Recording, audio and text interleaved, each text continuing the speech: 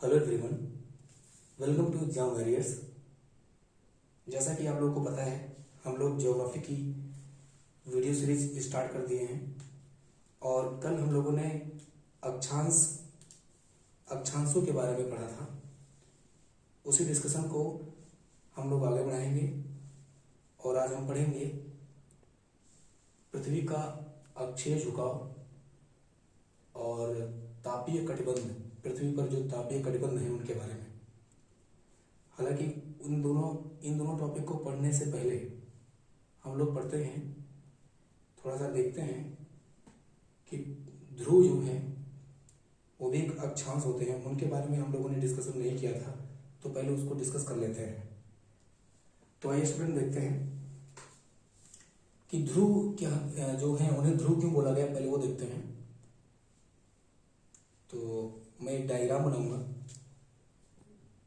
मान लेते हैं कि ये हमारा ग्लोब है या पृथ्वी है।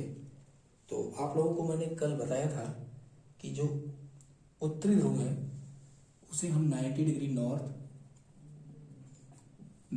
नॉर्थ और दक्षिणी ध्रुव को हमने बोला था 90 डिग्री साउथ।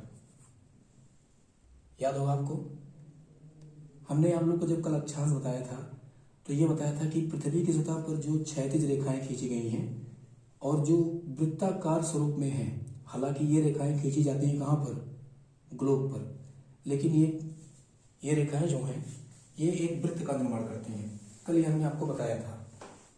तो जैसे कि मैं फिर से यहाँ पर खींचूं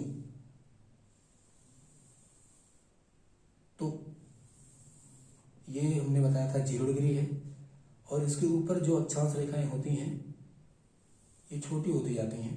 और इसी क्रम में मैंने आप लोग को ये बताया था कि जो सबसे छोटी वृत्त बनेगी वो एक पॉइंट बनेगा, और उसी को हमने कहा था कि ये जो एक पॉइंट है केवल, ये ध्रुव कहलाता है।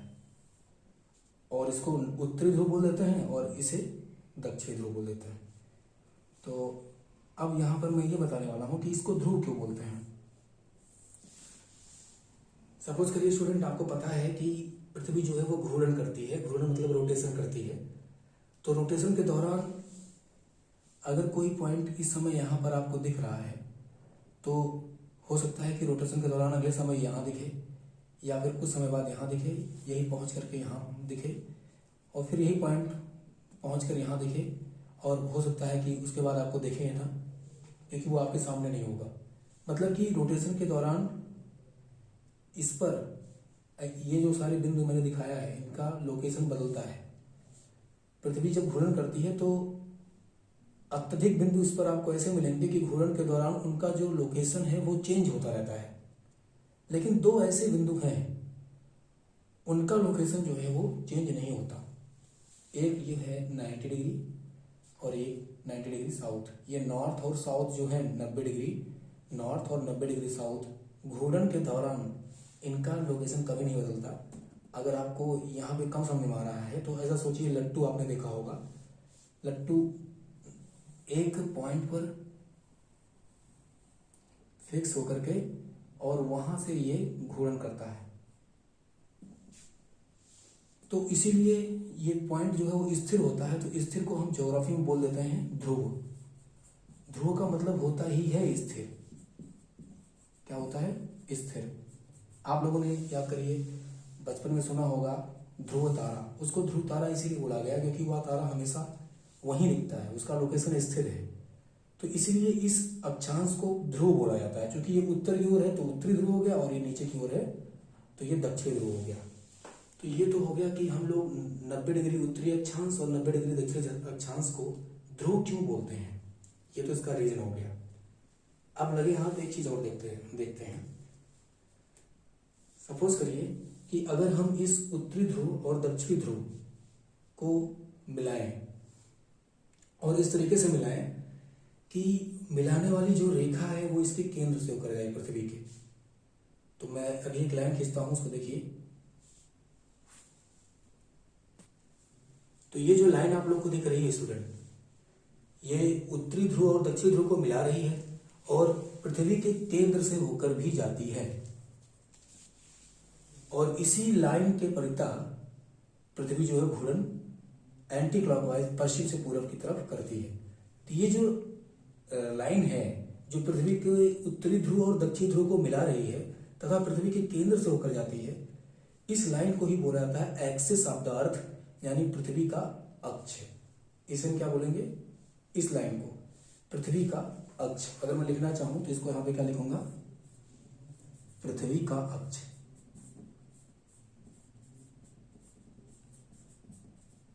यानी एक्सिस ऑफ द अर्थ। तो आई होप आप लोगों को समझ में आ गया होगा कि एक्सिस क्या होता है। अगर किसी भी गोलाकार वस्तु का एक्सिस निकालना है तो हम क्या करेंगे? उस गोलाकार वस्तु का ध्रुव निकालेंगे, दोनों उत्तरी ध्रुव और दक्षिणी ध्रुव, और फिर क्या करेंगे? उस दोनों ध्रुवों को मिलाने वाली ऐसी रेखा खींचेंगे जो उससे केंद्र से होकर जाए। जैसे मैं प्रैक्टिकली कहूं, आप लोगों ने खरबूजा देखा होगा। खरबूजे में आप क्या देखते हैं? मान लीजिए कोई खरबूजा है, खरबूजा लगभग गोल सा होता है, ठीक, चलिए मान लेते हैं खरबूजा है। आपने देखा होगा खरबूजे में यहाँ से इसका फल लगता है और यहाँ बीच में ये दोनों, ये इसका उत्तरी ध्रुव हो जाएगा और ये इसका दक्षिणी ध्रुव हो जाएगा। अब मान लीजिए आपने खरबूजे में एक रॉड इस तरीके से डाला, एक छड़, लोहे की छड़ ऐसे डाला कि वो इसके केंद्र से होता हुआ इन दोनों पॉइंट से निकल जाता है। जैसे कैसे? ये मान लीजिए ऐसा कर दिया, तो मान लीजिए ये खरबूजे का नॉर्थ पोल हो जाएगा जहां से उसका फल लगता है उस पेड़ से, और ये उसका निचला वाला हिस्सा। तो अगर मान लीजिए आप कोई ऐसा छड़ इस खरबूजे के अंदर ऐसा छड़ डालते हैं जो इसके इस नॉर्थ पोल और साउथ पोल से होता हुआ जाए और केंद्र से होकर पार कर जाए, ऐसे हो जाए कुछ, और अब आपने इस छड़ को ऐसे रोक लिया है और खरबूजे को ऐसे घुमा रहे हैं। यहाँ छड़ स्थिर है और खरबूजा इसके चारों ओर घूम रहा है। तो पृथ्वी भी कुछ ऐसे ही गति करती है और इसी गति को ही बोला जाता है घूर्णन गति, रोटेशन। अब ये जो दिख रहा है ये छड़, ये हो जाएगा इसका अक्ष। आई होप आप लोगों को अक्ष का मतलब समझ आया होगा। तो पृथ्वी का अक्ष क्या हुआ? जिसके परितः पृथ्वी घूर्णन करती है। तो पृथ्वी अगर घूर्णन कर रही है तो वो या तो क्लॉकवाइज करेगी या तो एंटी क्लॉकवाइज करेगी। तो अगर पूछा जाए पृथ्वी अगर घूर्णन करती है तो कैसे करती है, तो उसका उत्तर होगा एंटी क्लॉकवाइज, यानी कि पश्चिम से पूर्व। एंटी क्लॉकवाइज को वामावर्त भी कहा जाता है। तो ये हो गया स्टूडेंट आपका पृथ्वी का अक्ष। अब यहां से हम लोग देखते हैं पृथ्वी का अक्षीय झुकाव क्या है, axial tilt of the earth किसे कहते हैं।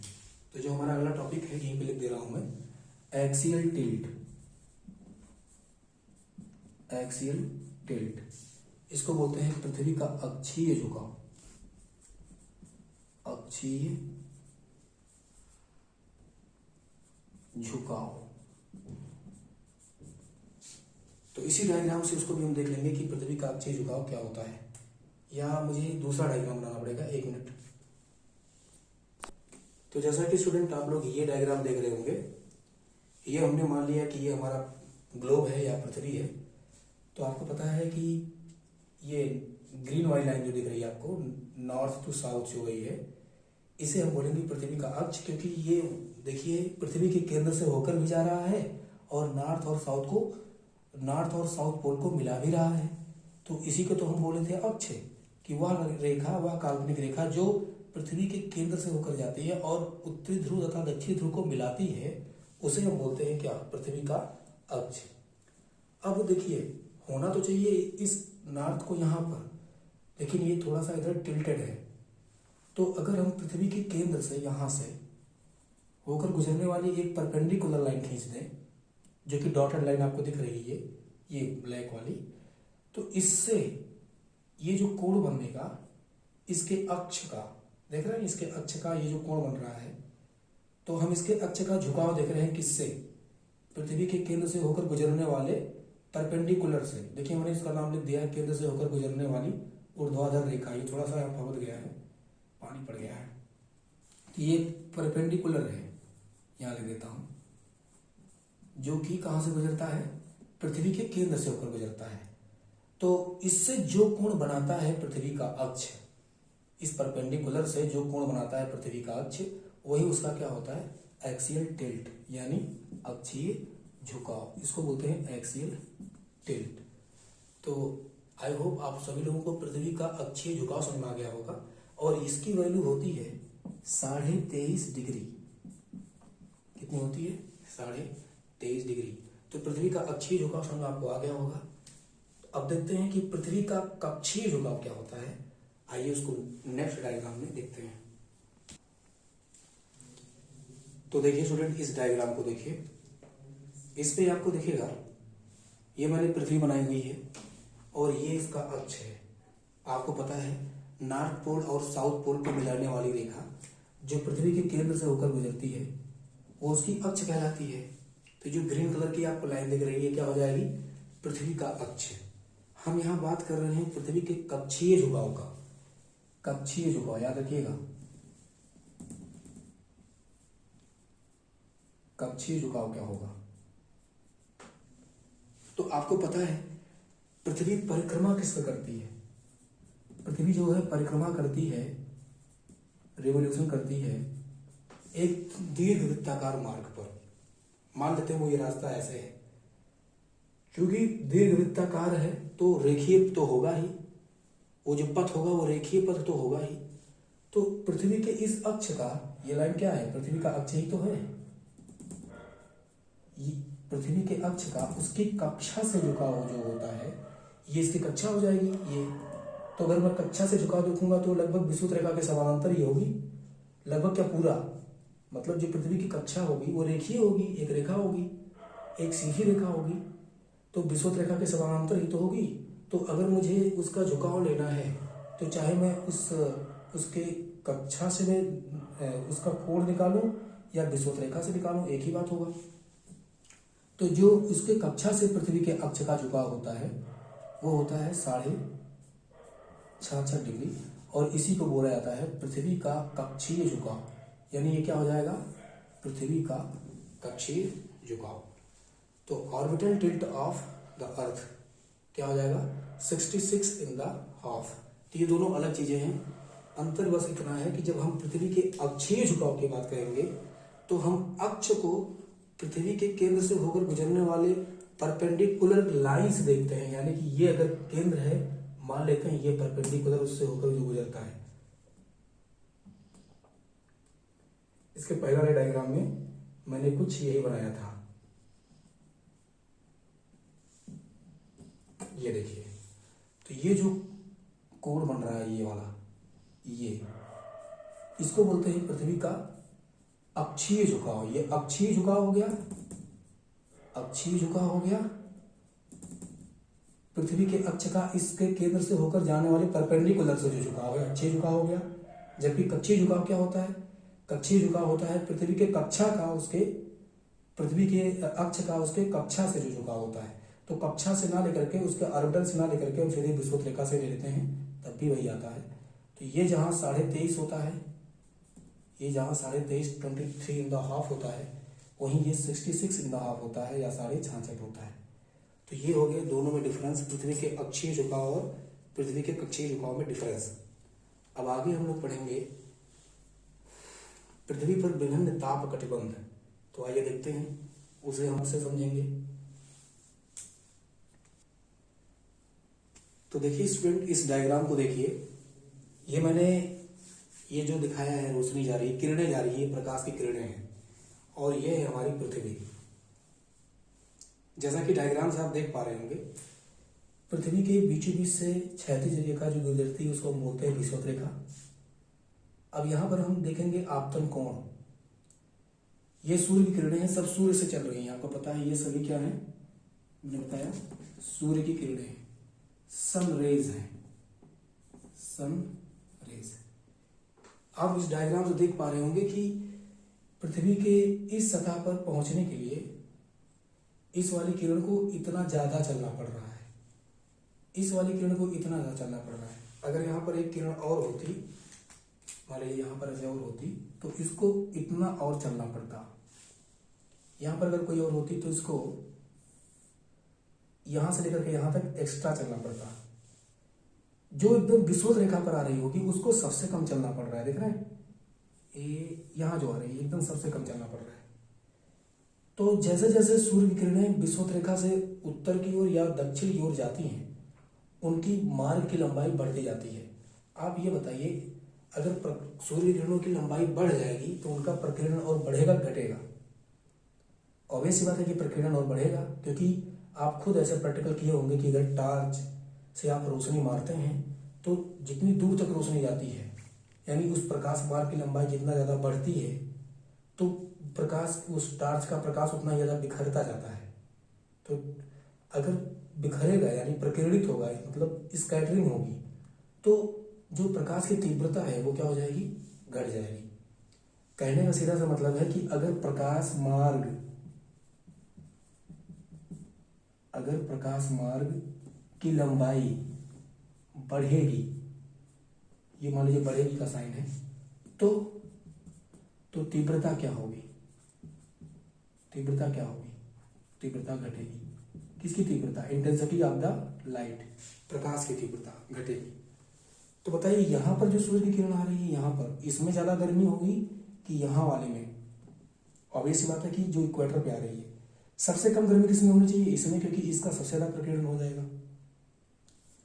तो ये आप देख पा रहे होंगे कि कैसे हम अगर विषुवत रेखा से उत्तर या दक्षिण की ओर जाते हैं तो प्रकाश मार्ग की लंबाई में बढ़ने से प्रकाश मार्गों की लंबाई बढ़ जाती है। ऐसा क्यों हो रहा है? पृथ्वी की आकृति के कारण ऐसा हो रहा है ना? तो प्रकाश मार्ग की लंबाई बढ़ जा रही है, जिसकी वजह से उसकी तीव्रता घट रही है, और यहाँ पर पहुँचने वाली जो किरणें हैं वो कम गर्मी देंगी, मतलब इनमें कम सूर्यातप होगा। इनमें क्या हो जाएगा? कम सूर्यातप होगा। तो अब इसमें एक चीज़ और मैं बताता हूँ। पृथ्वी की सतह से जो आपतित किरण है वो जो कोण बनाती है उसको हम बोलते हैं आपतन कोण। जैसे ये जो होगा ये आपतन कोण होगा। ज्योग्राफर जो आपतन कोण मानते हैं वो फिजिक्स वाले आपतन कोण से अलग होता है। ठीक, यहाँ पर सीधा सतह और आपतित किरण के बीच का कोण निकाल लेते हैं। जैसे यहाँ पे आपको न्यून कोण दिख रहा होगा, यहाँ पर थोड़ा सा और अधिक कोण होगा, और यहाँ पर आप एकदम विषुवत रेखा को देख पा रहे होंगे, ये एक सम कोण बन रहा है, राइट एंगल बन रहा है, लगभग 90 डिग्री का बन रहा है। तो जहाँ पर आपतन कोण 90 डिग्री है वहाँ पर प्रकाश मार्ग की लंबाई बहुत कम है। तो मैं लिखूंगा आपतन कोण अगर ज्यादा होगा तो प्रकाश मार्ग की लंबाई क्या होगी? कम होगी, यानी इसके इनवर्सली प्रोपोर्शनल होगा ये प्रकाश मार्ग की लंबाई के इनवर्सली प्रोपोर्शनल होगा। तो आपतन कोण क्या हो जाएगा? प्रकाश मार्ग की लंबाई के इनवर्सली प्रोपोर्शनल हो जाएगा। यानी अगर प्रकाश मार्ग की लंबाई ज्यादा होगी तो आपतन कोण कम होगा, और अगर आपतन कोण ज्यादा होगा तो प्रकाश मार्ग की लंबाई कम होगी। तो अगर मैं आपतन कोण और प्रकाश की तीव्रता में भी संबंध की बात करूं तो पॉजिटिव संबंध बनेगा, मतलब कि आपतन कोण ज्यादा होगा तो तीव्रता भी ज्यादा होगी। तो मैं कहूंगा सीधा रिलेशन निकल रहा है, तो आपतन कोण डायरेक्टली प्रोपोर्शनल टू हो जाएगा सूर्यातप के यानी तीव्रता के। ठीक, तो ये हो गया। अब आगे मैं आप लोगों को एक डायग्राम और दिखाता हूं, उस पर आते हैं, वहां पर हम लोग समझेंगे तापीय कटिबंध कैसे होते हैं और कैसे बटे हुए हैं। तो स्टूडेंट, जैसे कि इस डायग्राम को देखिए आप, यहाँ पे मैंने कुछ अक्षांश रेखाओं के नाम लिख दिया है। जैसे जो 23.5 डिग्री नॉर्थ, 23.5 डिग्री नॉर्थ ये दिख रही है आपको, इसको मैंने लिखा हुआ है कर्क रेखा, और इंग्लिश में इसको बोलते हैं ट्रॉपिक ऑफ कैंसर। याद रखिए ये 23.5 डिग्री फिगर को देखिए। अभी इसको आपने पढ़ा था कि इतना क्या होता है, 23.5 डिग्री क्या होता है, अभी हमने पढ़ाया था कुछ ही देर पहले कि पृथ्वी का अक्षीय झुकाव एक्सियल टिल्ट कितना होता है, 23.5। तो एक्चुअल में इसको 23.5 डिग्री पर इसलिए बनाया गया, कर्क रेखा और मकर रेखा जो देख रहे हैं आप नीचे 23.5 डिग्री साउथ करके लिखा हुआ है, ट्रॉपिक ऑफ, इसे कहेंगे कैप्रिकॉर्न। ये थोड़ा सा गलत हुआ है, इसको कर लीजिएगा, ट्रॉपिक ऑफ कैप्रिकॉर्न। ठीक है, तो मैं लिख दूं कैप्रिकॉर्न। तो ये जो 23.5 पे ही बनाया गया बाउंड्री, इसका रीजन यही है कि पृथ्वी का अक्षीय झुकाव है 23.5 डिग्री, और जो सूर्य की किरणें लंबवत पड़ती हैं वो इन्हीं दोनों क्षेत्रों तक ही सूर्य की किरणों का लंबवत गिरना होता है। कहने का मतलब ये हुआ, कर्क रेखा के उत्तर में इधर सूर्य की किरणों का आपतन कोण कभी भी 90 डिग्री नहीं होगा, और मकर रेखा के दक्षिण में सूर्य किरणों का आपतन कोण कभी भी 90 डिग्री नहीं होगा। मतलब कि जो सूर्य किरणें लंबवत गिर रही है यानी 90 डिग्री का जो आपतन कोण होता है वो इस क्षेत्र से लेकर के इस क्षेत्र तक ही होगा। ऐसा क्यों? क्योंकि पृथ्वी का जो अक्षीय झुकाव है वो कितना है, 23.5 डिग्री। तो जो सूर्य किरणें गिरेंगी यहीं तक ही लंबवत गिर सकती हैं। इसके उधर अगर वो जो पड़ेंगे तो उनका आपतन कोण 90 नहीं होगा, उससे कम ही होगा। क्या हमेशा यहाँ लंबवत 90 डिग्री होगा कर्क रेखा पर, या यहाँ सब नहीं? ऐसा नहीं है। लेकिन अगर साल भर की बात कहूँ तो कभी न कभी होगा। सबसे ज्यादा कहाँ होगा? विषुवत रेखा पर होगा। तो विषुवत रेखा पर सबसे ज्यादा समय तक सूर्य किरणें लंबवत गिरती हैं। लेकिन कर्क रेखा से मकर रेखा तक उनका जो लंबवत गिरना है वो बदलता रहता है। लेकिन कर्क रेखा से कभी उत्तर की ओर 90 डिग्री का नहीं होगा और ना ही मकर रेखा से कभी दक्षिण की ओर। तो ये आप समझ गए होंगे कि इसका मतलब कि यहीं से यहीं तक ज्यादा गर्मी मिलेगी सूर्य की किरणों के द्वारा, क्योंकि यहाँ तक ये 90 डिग्री का आपतन कोण बना रही है। तो मैंने आपको इसके पहले वाले वीडियो में बताया था कि जो आपतन कोण होता है वो सूर्य के तप के यानी तीव्रता के सीधे अनुक्रमानुपाती होता है। तो यहाँ पर गर्मी ज्यादा होगी क्योंकि यहाँ पर सीधे गिर रही है किरणें, तो इनमें गर्मी ज्यादा होगी। तो कर्क रेखा और मकर रेखा के बीच गर्मी ज्यादा पड़ती है। अब बात हम देखते हैं कि हमारे टॉपिक का नाम है कटिबंध। तो देख लेते हैं पहले कटिबंध क्या है। कटिबंध दरअसल और कुछ नहीं, किन्हीं भी दो अक्षांश रेखाओं के बीच का एरिया है, रीजन है। तो जैसे मान लीजिए कर्क रेखा है और मकर रेखा है, हमने इसको तापमान के आधार पर ये देख लिया कि यहाँ से यहाँ तक तापमान ज्यादा होगा, तो इसलिए इसके बीच को हम कटिबंध ही बोलेंगे। क्योंकि कटिबंध मतलब होता ही है क्या? कटिबंध मतलब होता ही है कि दो अक्षांश रेखाओं के बीच का क्षेत्र। तो इसके ये एक अक्षांश रेखा होगी कर्क रेखा और एक ये होगी मकर रेखा, इनके बीच का क्षेत्र ये वाला पूरा यहाँ से यहाँ तक। अगर हम इसको कलर करूं तो किस कलर से करूं, तो देखिए स्टूडेंट, ये जो मैंने कलर कर दिया है ये हो जाएगा एक कटिबंध। क्योंकि यहाँ का तापमान बहुत ज्यादा होगा इसलिए हम इसको बोलेंगे उष्ण कटिबंध। क्या बोलेंगे? उष्ण कटिबंध। इंग्लिश में इसको बोलेंगे ट्रॉपिकल जोन। तो ये जो है इसका नाम हो जाएगा, ये मैं लिख देता हूं, उष्ण कटिबंध। इंग्लिश में इसको क्या बोलेंगे? Tropical zone. तो सबसे ज्यादा गर्मी इसी एरिया में पड़ती है। अब आपको पता चल गया होगा क्यों ऐसा होता है, क्योंकि सूर्य किरणें यहीं से यहीं तक लंबवत चमकती हैं। तो अगला जो मैं देखूं इस कर्क रेखा से आर्कटिक वृत्त तक, आर्कटिक वृत्त मतलब 66.5 डिग्री नॉर्थ अक्षांश रेखा, इस लाइन को हमने बोला है आर्कटिक वृत्त। इसके और इसके बीच में ये जो एरिया है ये भी कटिबंध होगा। क्योंकि कटिबंध क्या है? किन्हीं भी दो अक्षांश रेखाओं के बीच का जो एरिया होगा उसको कटिबंध ही बोलेंगे। तो ये भी कटिबंध होगा। तो ये जो कटिबंध है इसको हम बोलते हैं शीतोष्ण कटिबंध, टेम्परेट जोन। ये पूरा ये तो देख रहे हैं, इसको अगर मैं कलर कर दूं तो देखिए स्टूडेंट, ये जो कर्क रेखा और आर्कटिक वृत्त के बीच का क्षेत्र है, या जो मकर रेखा और अंटार्कटिक वृत्त के बीच का क्षेत्र है, ये वाला रीजन, यहाँ पर जो गर्मी होगी इसकी तुलना में कम होगी। आपको ये पता होगा क्योंकि यहाँ की ओर आने पर आपतन कोण घटेगा या प्रकाश मार्ग की लंबाई और बढ़ जाएगी, तो किरण और बिखरेगी, तो उसका सूर्यातप कम हो जाएगा। तो इन दोनों कटिबंधों को बोला जाता है शीतोष्ण कटिबंध। ये मैं लिख देता हूं, शीतोष्ण कटिबंध। इंग्लिश में इसको बोलते हैं टेम्परेट जोन। इंग्लिश में आप लोग लिख लीजिएगा टेम्परेट जोन। तो ये भी शीतोष्ण, ये भी शीतोष्ण, इन दोनों को बोलेंगे टेम्परेट कटिबंध, सॉरी टेम्परेट जोन या शीतोष्ण कटिबंध। अब ये जो आर्कटिक वृत्त से ऊपर और 90 डिग्री के बीच में है, ये इस इतने को बोला जाएगा, या फिर इसके इधर मतलब कि आर्कटिक वृत्त के लेकर के ध्रुव की तरफ और अंटार्कटिक वृत्त से लेकर के दक्षिण ध्रुव की तरफ, इस कटिबंध को बोला जाता है शीत कटिबंध।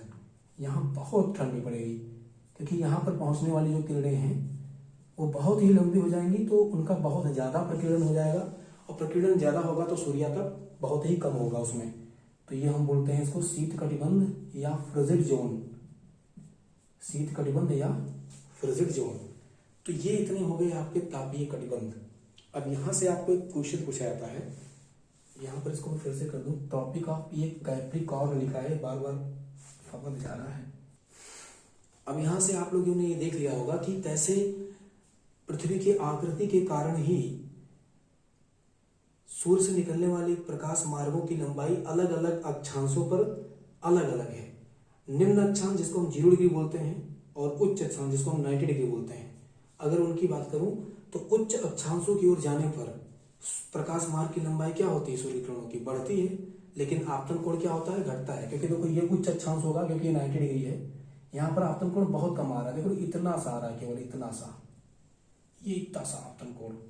लेकिन निम्न अक्षांश मतलब 0 डिग्री होता है, यहाँ पर आपतन कोण देखो लगभग 90 डिग्री आ रहा है। तो निम्न अक्षांशों पर आपतन कोण उच्च होता है जबकि उच्च अक्षांशों पर आपतन कोण निम्न होता है। ठीक, तो ऐसे आपसे एक संबंध में क्वेश्चन पूछेगा रिलेट करके। तो मैं आपसे कुछ 1-2-3 क्वेश्चन पूछ लेता हूँ, उसके बाद ये टॉपिक क्लियर हो जाएगा। जैसे सोचिए अगर ये प्रश्न पूछ ले कि किस कटिबंध में सबसे ज्यादा प्रकाश का प्रकीर्णन होगा, उष्ण कटिबंध की शीतोष्ण कटिबंध की शीत कटिबंध, तो इसका जवाब होगा, बताइए, मैं तो बता ही दूंगा लेकिन पहले आप सोच लीजिए। तो सबसे ज्यादा प्रकीर्णन होगा शीत कटिबंध में, क्योंकि वहीं पर ज्यादा कटिबंध होने से सूर्यातप की मात्रा कम हो जाती है। प्रकीर्णन ज्यादा तब होता है जब प्रकाश मार्ग बहुत लंबा हो। तो प्रकाश मार्ग कहाँ लंबा दिख रहा है, देखो यहाँ से इतना एक्स्ट्रा चल रहा है ये शीत कटिबंध में। तो प्रकीर्णन सबसे ज्यादा कहाँ होता है, किस कटिबंध में, शीत कटिबंध में। तो अगर मैं कहूँ दूसरा क्वेश्चन मेरा हो, दूसरा क्वेश्चन अगर आपसे ये पूछ लूं कि किस कटिबंध में आपतन कोण सबसे अधिक होता है, तो उसका जवाब होगा उष्ण कटिबंध में, यहाँ 90 डिग्री होता है। अब आपसे एक मैं प्रश्न पूछता हूँ, उस प्रश्न का जवाब दीजिएगा। प्रश्न मैं यहाँ पे लिख दूं या ऐसे बोल दूं। तो ये जो स्क्रीन पे आप लोगों को क्वेश्चन दिख रहा है, इसका जवाब आप लोग को देना है कमेंट बॉक्स में कि पृथ्वी पर पाए जाने वाले विभिन्न तापीय कटिबंधों का सर्वप्रमुख कारक कौन सा है। ये अब आप उस वीडियो को अगर देखे हैं तो उसके आधार पर सोच कर बताइएगा। कोई एक ही ऑप्शन इसमें सही है, जो सबसे ज्यादा उचित है वो कारक आपको ढूंढना है। तो इसका जवाब मैं अगली वीडियो में दूंगा, परंतु आप लोग अपने जवाब कमेंट बॉक्स में लिखिएगा। तो मिलते हैं स्टूडेंट कल नेक्स्ट वीडियो के साथ। आई होप आप लोग का कॉन्सेप्ट क्लियर हुआ होगा। तब तक के लिए जय हिंद।